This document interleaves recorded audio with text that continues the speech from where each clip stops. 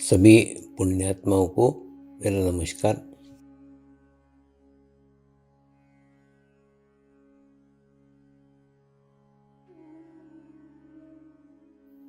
गुरुर्ब्रह्मा गुरुर्विष्णु गुरुर्देवो महेश्वरा, गुरु साक्षात् परब्रह्म तस्मै श्री गुरुवे नमः।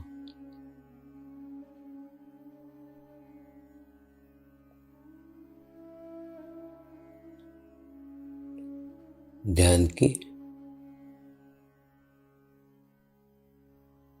उस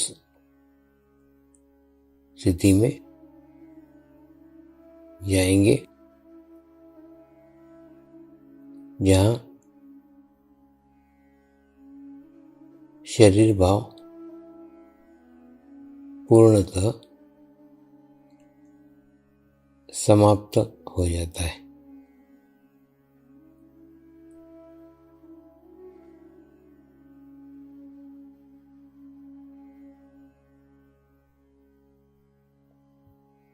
अपने पूरे शरीर को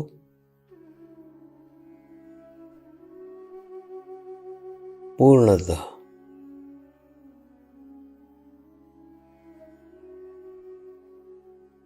शिथिल छोड़ देंगे, एकदम रिलैक्स हो जाइए।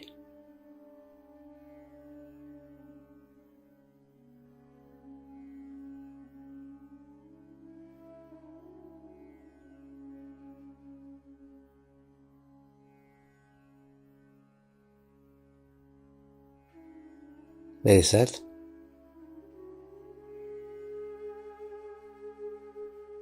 मंत्र का उच्चारण करेंगे। मैं एक पवित्र आत्मा हूँ।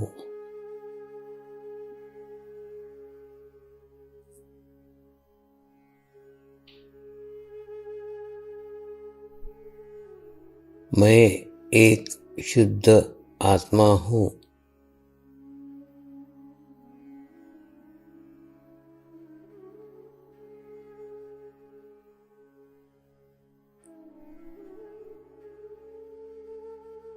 मैं एक पवित्र आत्मा हूँ।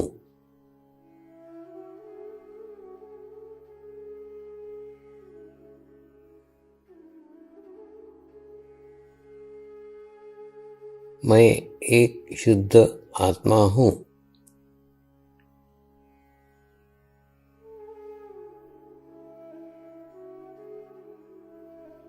मैं एक पवित्र आत्मा हूँ।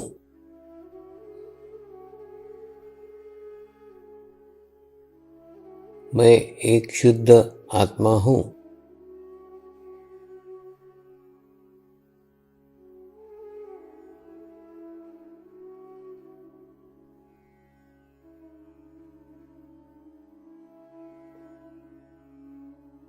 अभी इसी आत्मा भाव को बनाए रखते हुए गुरु मंत्र का उच्चारण करेंगे।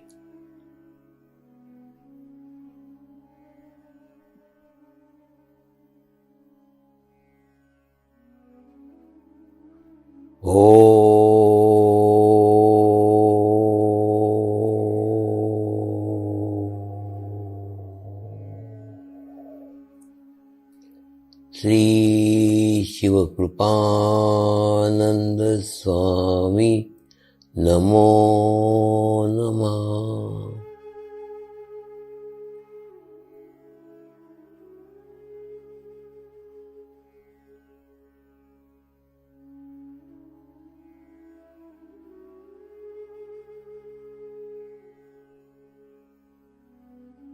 ओम श्री शिवकृपानंद स्वामी नमो नमः।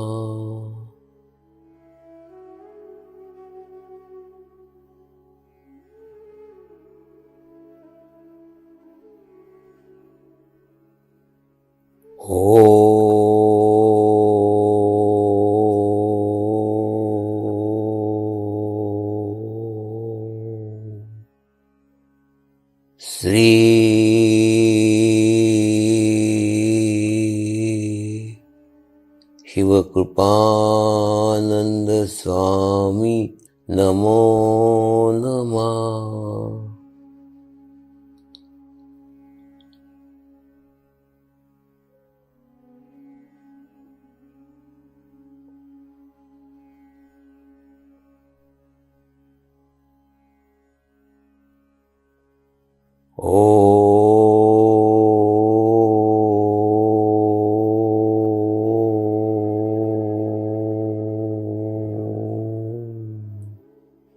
श्री शिवकृपानंद स्वामी नमो नमः।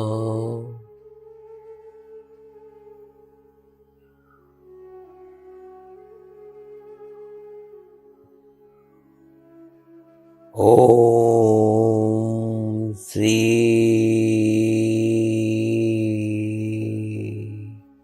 शिवकृपानंद स्वामी नमो नमः।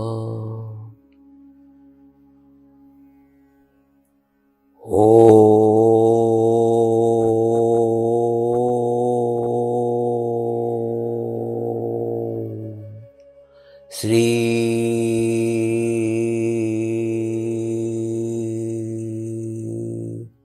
शिवकृपानंद स्वामी नमो नमः।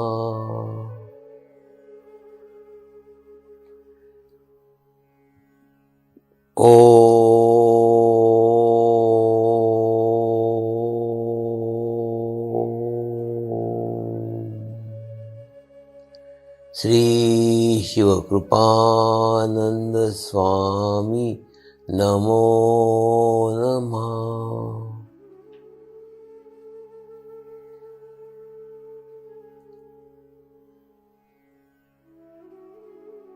ओम श्री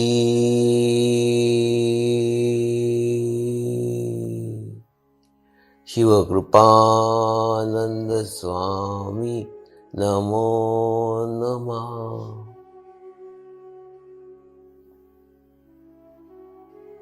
ओम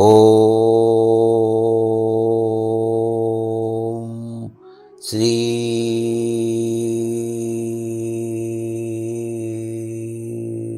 शिवकृपानंद स्वामी नमो नमः।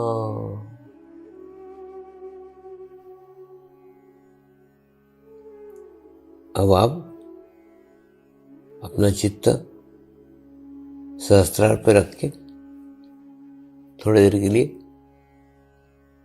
ध्यान में जाएंगे।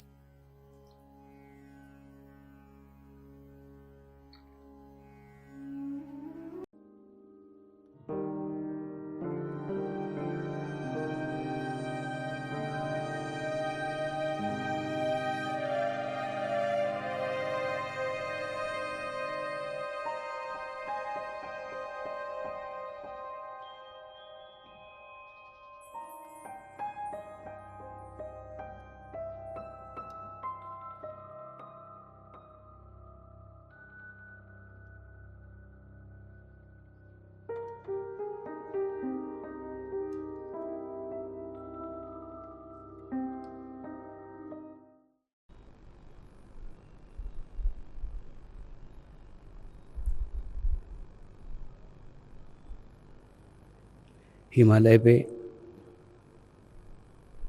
स्थित मेरे गुरुओं को, ऋषियों को, मुनियों को, कैवल्य कुंभक योगियों को, जैन मुनियों को, बुद्धिस्ट साधुओं को, सूफी संतों को मैं आज इस महाशिविर में आमंत्रित कर रहा हूँ। आज ये नश्वर शरीर आपको समर्पित कर रहा हूँ। आज इस शरीर के माध्यम से आप जो कुछ इस अपार जन समुदाय को संदेश देना चाहते हैं, दीजिए। यहाँ पे आपकी कृपा की, आपके करुणा की अत्यंत आवश्यकता है, ताकि ये सभी लोग आत्मज्ञान को प्राप्त कर सके। जो मेरे ऊपर कृपा की, वही कृपा, वही करुणा 8 दिन तक इन सूरत वासियों पे बरसाइए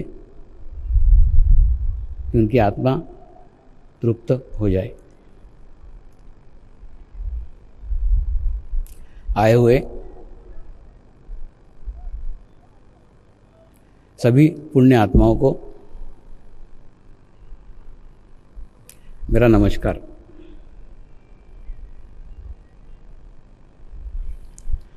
आज के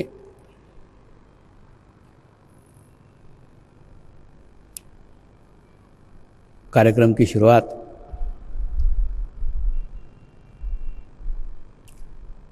गौतम बुद्ध के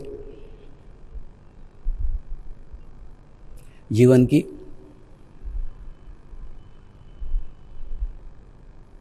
एक घटना से करने जा रहे हैं। एक बार एक शहर के बाहर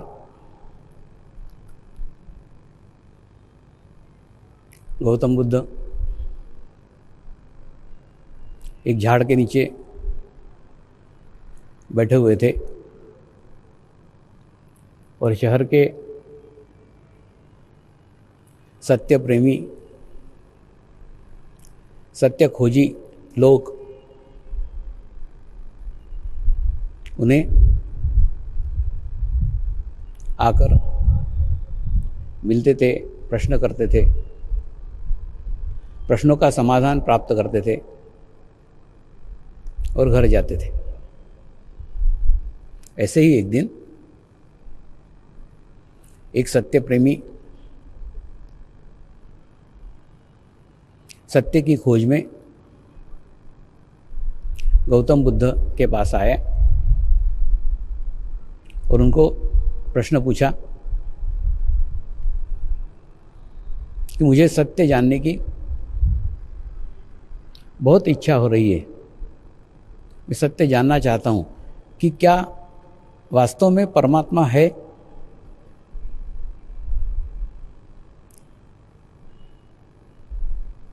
गौतम बुद्ध ने उन्हें उत्तर दिया, हाँ परमात्मा है, परमात्मा का अस्तित्व अवश्य है। फिर दोपहर के समय चर्चा चलती रही और दोपहर के समय एक और व्यक्ति आया और उस व्यक्ति ने गौतम बुद्ध को पूछा,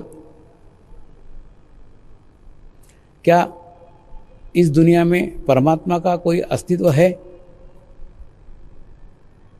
गौतम बुद्ध ने कहा, परमात्मा नहीं है। शाम को फिर सत्संग हुआ और शाम के सत्संग में फिर एक और व्यक्ति आया और उस व्यक्ति ने भी वही प्रश्न गौतम बुद्ध से पूछा, क्या परमात्मा है। गौतम बुद्ध ने उस प्रश्न का कोई उत्तर नहीं दिया और उन्होंने आंखें बंद कर ली और ध्यान में चले गए। थोड़ी देर ध्यान किया, वो भी ध्यान में चला गया था। बाद में उस युवक ने गौतम बुद्ध को नमस्कार किया और उसके बाद में वापस चला गया। उसके दूसरे दिन सवेरे गौतम बुद्ध के एक शिष्य थे आनंद, वो सब घटना देख रहे थे और उन्होंने सुबह आके पूछा कि आप एक व्यक्ति को एक उत्तर देते हो, एक व्यक्ति को अलग उत्तर देते हो और तीसरे व्यक्ति को तीसरा ही उत्तर देते हो, तो आपके पास एक ही प्रश्न के 3 अलग अलग उत्तर हैं।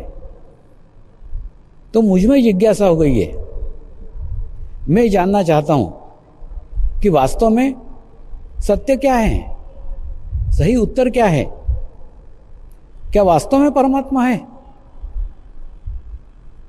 तो गौतम बुद्ध ने जवाब दिया, तुझे लगा कि मैं अलग अलग उत्तर दे रहा था, वास्तव में मैं कोई अलग अलग उत्तर नहीं दे रहा था। मैं सिर्फ एक ही बात दे रहा था, एक ही बात को समझाने का कोशिश कर रहा था कि सब कुछ ज्ञान, सब कुछ नॉलेज अनुभव के आधार पर होना चाहिए, अनुभूति के आधार पर होना चाहिए। तो जब पहले व्यक्ति ने प्रश्न पूछा तो वो व्यक्ति नास्तिक था, उसको परमात्मा में कोई विश्वास नहीं था और परमात्मा की नाम की कोई अस्तित्व है ऐसा उसका विश्वास नहीं था। इसलिए परमात्मा नहीं है ये भी उसके पास कोई प्रमाण नहीं था, कोई अनुभूति नहीं थी, कोई अनुभव नहीं था। इसलिए उसका भी जो नॉलेज था, उसका भी जो ज्ञान था, वो बिना अनुभूति के था, बिना अनुभव के था। इसलिए मैंने उसे उत्तर दिया, हाँ परमात्मा है। यानी तू जो सिरा पकड़ के बैठा हुआ है, तू जो कुछ सोच रहा है वो अनुभव विहीन है, अनुभव के आधार पे देख तो तुझे दूसरा भी सिरा नजर आएगा। उसके बाद में जो दूसरा व्यक्ति आया था उसका परमात्मा के ऊपर श्रद्धा थी, विश्वास था, लेकिन उसको भी कोई अनुभव नहीं था, उसके पास भी कोई अनुभूति नहीं थी, परमात्मा को पहचानने का उसके पास भी कोई ज्ञान नहीं था। इसलिए उसको मैंने कहा कि परमात्मा नहीं है। यानी अगर परमात्मा को पाने का है तो ज्ञान को प्राप्त कर, उस नॉलेज को प्राप्त कर जिससे परमात्मा की अनुभूति हो सके, और अनुभूति के आधारित तेरा विचार होना चाहिए। और जो तीसरा व्यक्ति शाम को आया था, वो व्यक्ति को वास्तव में वो किसी भी सिरे पे पहुंचा हुआ नहीं था, ना परमात्मा है ना परमात्मा नहीं है, कुछ भी नहीं। वो वास्तव में सत्य प्रेमी था, वो वास्तव में खोजना चाहता था कि वास्तव में परमात्मा है या नहीं है।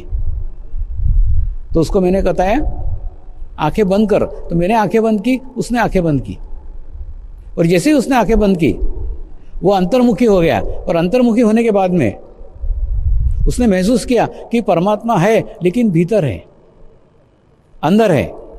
तो उसको अंदर जाने के बाद में परमात्मा की अनुभूति हुई, और उसके बाद वो मुझे धन्यवाद देके गया, धन्यवाद ये देके गया कि वास्तव में तुमने सही मार्ग बताया, वास्तव में तुमने सही रास्ता बताया कि परमात्मा है और भीतर है, उसकी अनुभूति मुझे हुई और परमात्मा की खोज खत्म हो गई, परमात्मा को ढूंढना समाप्त हो गया।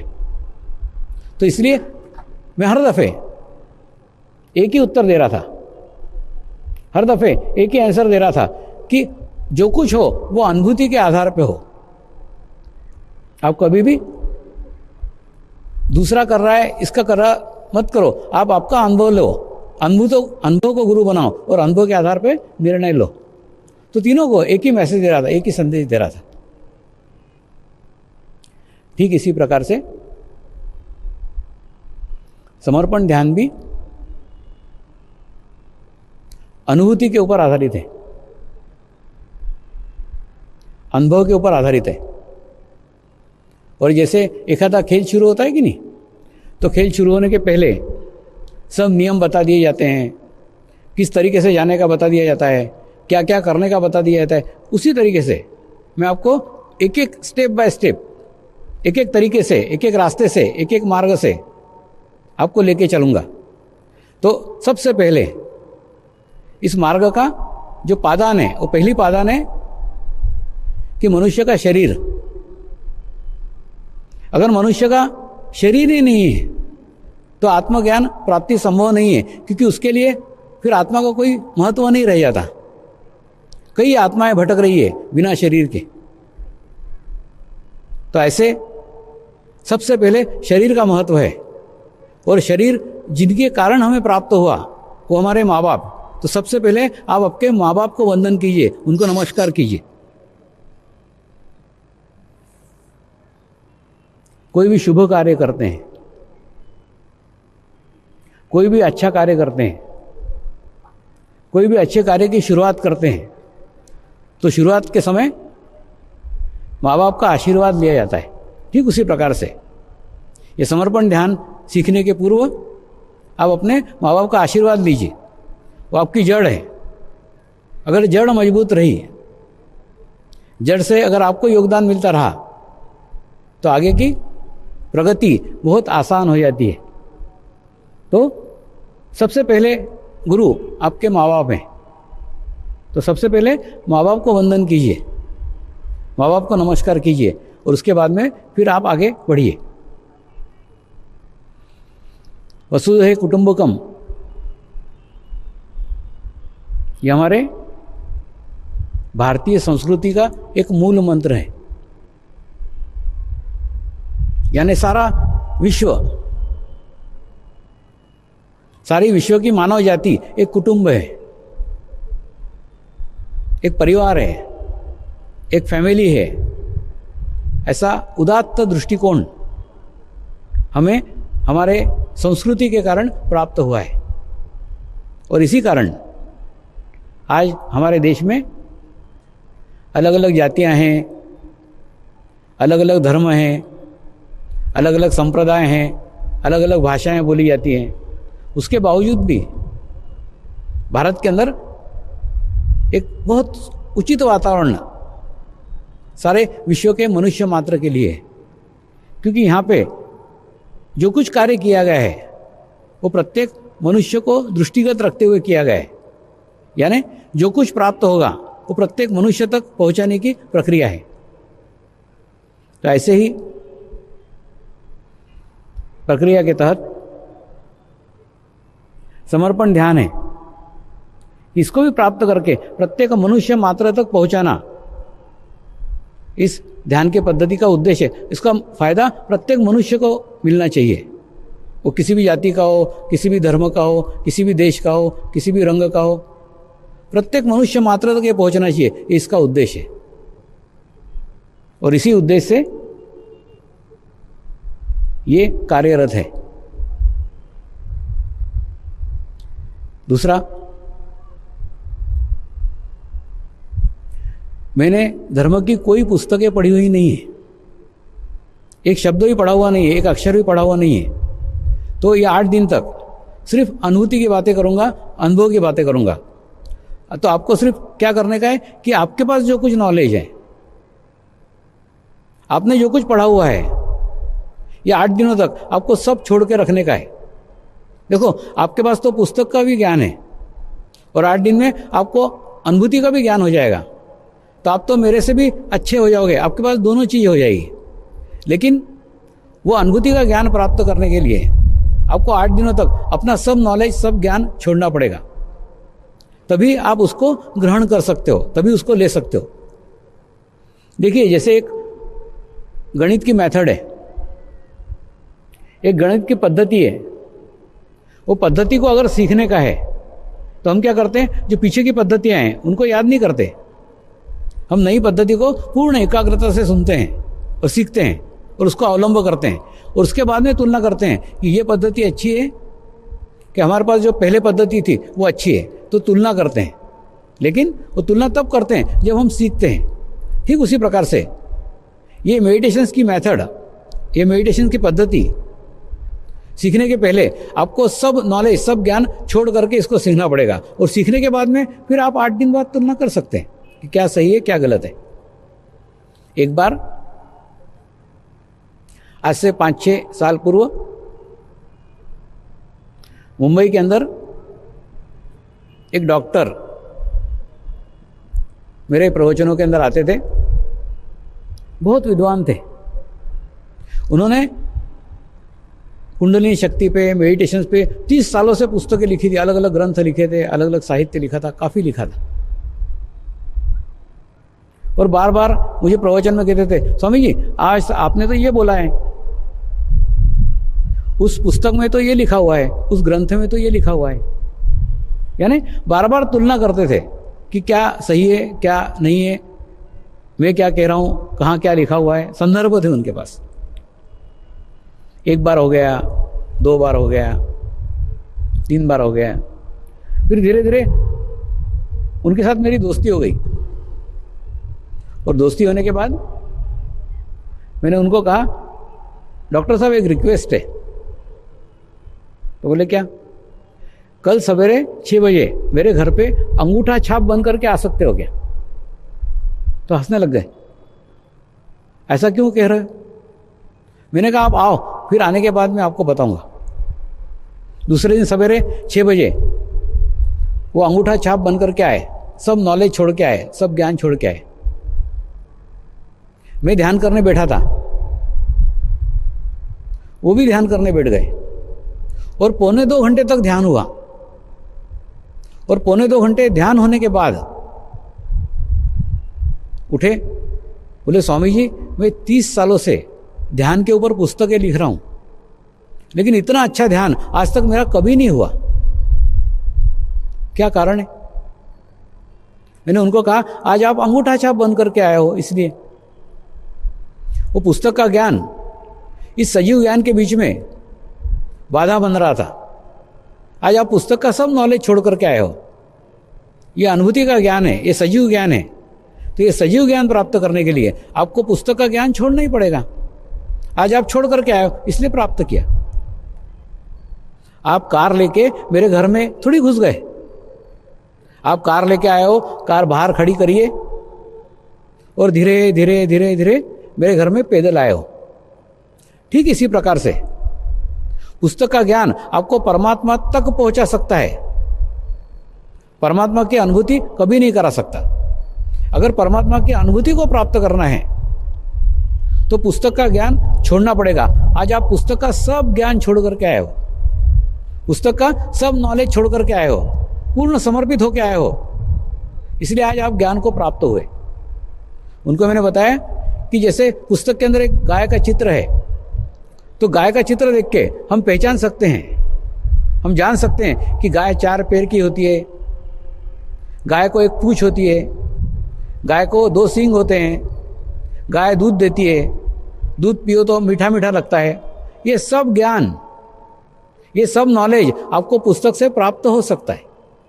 लेकिन दूध अगर आपको पीने का है तो पुस्तक की गाय दूध नहीं दे सकती। अगर आपको दूध पीने का है तो जीवंत गाय के पास ही जाना पड़ेगा। ठीक इसी प्रकार से पुस्तक का ज्ञान आपको परमात्मा तक पहुंचा सकता है, परमात्मा की प्राप्ति कभी नहीं करा सकता, परमात्मा की अनुभूति कभी नहीं करा सकता।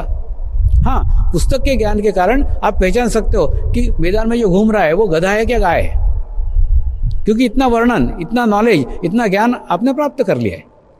तो ठीक उसी प्रकार से पुस्तक का ज्ञान आपको पहचानने में मदद कर सकता है, पुस्तक का ज्ञान आपके लिए सहायता कर सकता है, आपको रास्ता बता सकता है, आपको मार्ग बता सकता है, मंजिल पे पहुंचा नहीं सकता। अगर परमात्मा की अनुभूति तक पहुंचने का है, परमात्मा तक पहुंचने का है, तो ये पुस्तक का सब नॉलेज छोड़ दो, सब ज्ञान छोड़ दो और वो छोड़ करके आप आओ तो आपको वो प्राप्त होगा। तो आपको भी विनती कर रहा हूं, आपको भी रिक्वेस्ट कर रहा हूं कि 8 दिनों तक, सिर्फ 8 दिन, ज्यादा नहीं कह रहा हूं मैं, सिर्फ 8 दिन तक सब नॉलेज छोड़ करके, सब ज्ञान छोड़ करके अब सिर्फ यहां आइए। आने के बाद में फिर 8 दिन बाद तुलना कीजिए कि अनुभूति का ज्ञान श्रेष्ठ है कि पुस्तक का ज्ञान श्रेष्ठ है।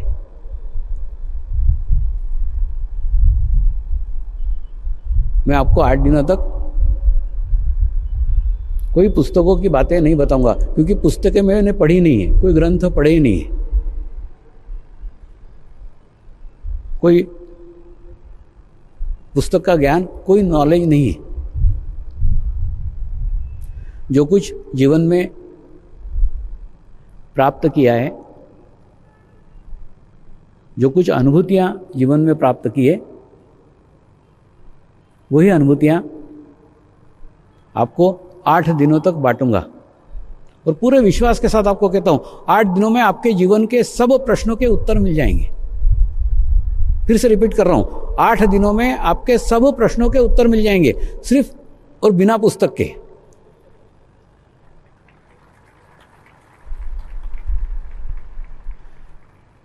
आप आपके कोई भी प्रश्न लेकर के बैठो, 8 दिन में उसका उत्तर, उसका आंसर आपको प्राप्त हो जाएगा। जिस प्रकार से परमात्मा की खोज के लिए, परमात्मा को जानने के लिए,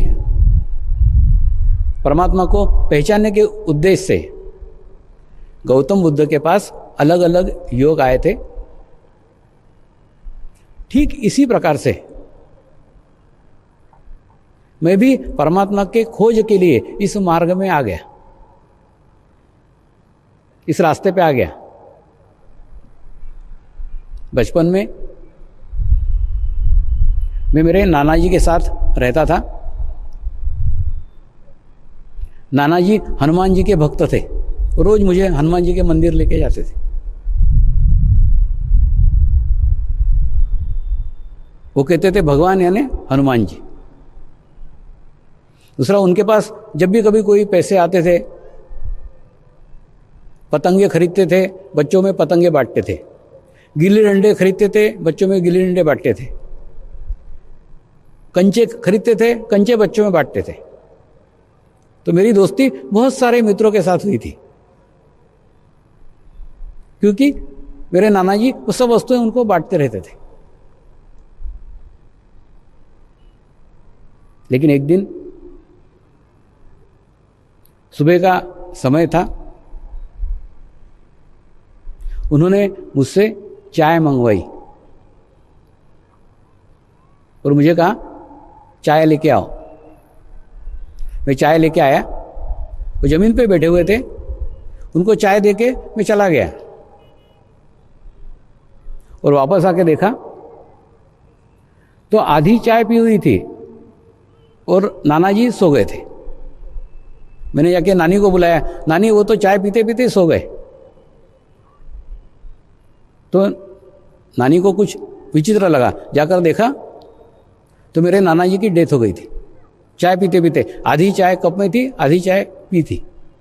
उसके बाद में मामा ने डॉक्टर को बुलाया, सब कुछ हुआ और डॉक्टर ने डिक्लेयर किया कि उनकी मृत्यु हो गई। उसके बाद जैसे बच्चों को कराते वैसे मेरे को भी नमस्कार करवाया और मुझे किसी रिश्तेदार के घर भेज दिया। आगे का क्या हुआ मुझे मालूम नहीं, लेकिन मेरी जिज्ञासा वहां से शुरू हुई। नाना जी कहाँ गए? जैसे आप लोग बच्चों को उत्तर देते हो ना, वैसे मेरे नानी ने भी कहा भगवान के पास गए। मैंने कहा मेरे को भी भगवान के पास जाने का है। तो बोले ऐसे अपने इच्छा से नहीं जाया जाता, जब वो बुलाएंगे तब जाना पड़ता है। तो भगवान के पास गए तो मेरे को क्यों नहीं ले गए? रोज तो वो भगवान के पास मेरे को लेके जाते थे। इतने प्रश्न किए, इतने क्वेश्चंस किए कि नानी को उसके कुछ जवाब देते नहीं आए। फिर नानी को कहा कि मर गए यानी एग्जैक्ट क्या हो गया? उनका शरीर तो वैसे था ही।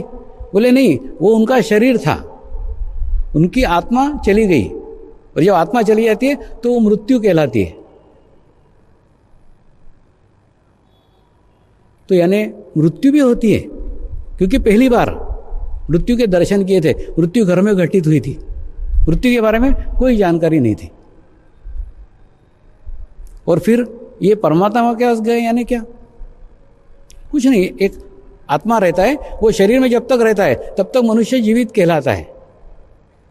जब ये शरीर से चला जाता है तब उसकी मृत्यु कहलाती है, वो आत्मा चली जाती है, परमात्मा में विलीन हो जाती है।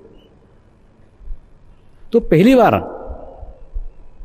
परमात्मा के बारे में जिज्ञासा हुई है कि यह आत्मा कहाँ रहती है, आत्मा कहाँ से कहाँ जाती है, और परमात्मा में विलीन होती है यानी फिर कहाँ जाती है। और जिज्ञासा हुई और जानने की इच्छा हुई। वो मृत्यु हो जाने के बाद भी बच्चे उनको खूब याद करते थे, क्योंकि वो अंटियां देते थे, गिल्ली देते थे, पतंगे बांटते थे। तो मैंने नानी को कहा बच्चे तो अभी भी उनको याद करते हैं। तो नानी ने मुझे समझाया बच्चे उनको नहीं याद कर रहे हैं, बच्चे उनके कार्यों को याद कर रहे हैं। तो मनुष्य इस धरती पे आता है और चला जाता है, लेकिन वो जो कार्य करके जाता है वो कार्य के रूप में वो जीवित रहता है, और उस कार्य के कारण वो बच्चे उनको याद कर रहे हैं। उनको उनके जीवन काल में बचपन में गरीबी के कारण जब पतंग उड़ाने का इच्छा था तब पतंग उड़ाने को नहीं मिली, जब कंचे खेलने की इच्छा थी तब कंचे खेलने को नहीं मिले, जब गिल्ली डंडे खेलने की इच्छा थी तब गिल्ली डंडे खेलने को नहीं मिले। इसलिए उनके बचपन की मरी हुई इच्छाएं वो दूसरे बच्चों के रूप में पूर्ण कर लेते थे, छोटे बच्चों को बांट करके आनंद प्राप्त करते थे। अब बुढ़ापे में खेलने से रहा तो ये बच्चों को ही खेलेंगे, उसी से खुशी प्राप्त हो गई, तो इसलिए बच्चों में खिलौने बांटते थे। मैंने नानी को कहा, नानी जिस प्रकार से नाना जी को बचपन में खिलौने नहीं मिले और वो खिलौने बाद में उनकी बड़ी उम्र में बांट रहे थे, ठीक उसी प्रकार से आज बचपन में मुझे परमात्मा नहीं मिल रहा है, लेकिन अगर मुझे परमात्मा मिला तो मैं मेरे बुढ़ापे में जरूर लोगों को बांटूंगा।